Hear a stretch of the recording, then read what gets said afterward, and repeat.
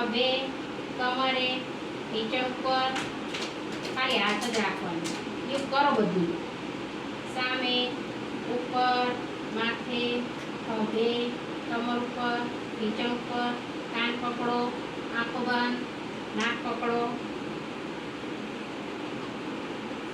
ખભા ઉપર, કમર ઉપર, પગ લાંબા, બધા મોટા પકડશે, માથું નીચે,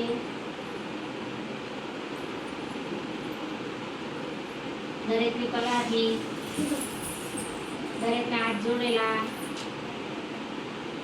ઓમ